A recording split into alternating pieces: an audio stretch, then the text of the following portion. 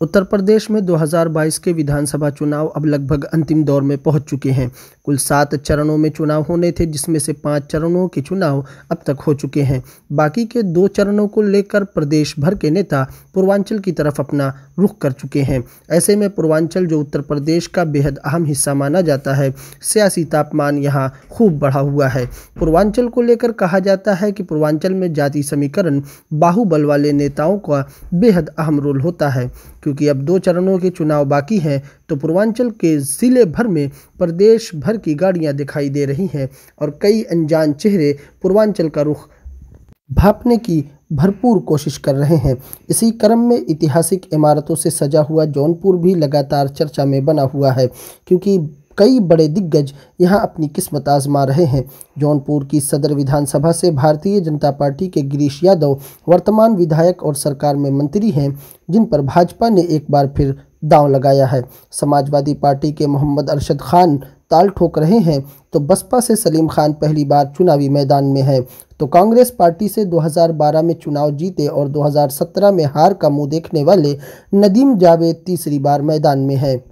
एक तरफ वर्तमान विधायक गिरीश यादव अपनी कुर्सी बचाने रखने के लिए गांव-गांव, गली-गली की खाक छान रहे हैं, तो वहीं सपा नेता अखिलेश यादव की लहर के भरोसे मैदान में हैं। कांग्रेस के नदीम जावेद गाड़ियों के काफिले और हाव भाव दिखाकर जनता का ध्यान अपनी ओर आकर्षित करने की जुगत लगा रहे हैं।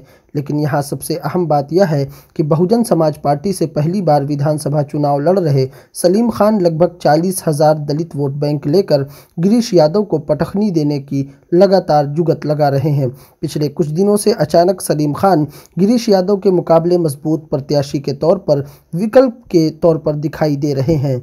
आपको बता दें कि जहां कुछ दिनों पहले भाजपा के गिरीश यादव और सपा के अरशद खान की लड़ाई बताई जा रही थी, लेकिन सलीम खान के गांव-गांव प्रचार करने का असर लोगों पर यूं हुआ कि अब चक्की चौराहों पर हो रही चर्चा में सलीम खान को विकल्प के तौर पर देख रहे हैं।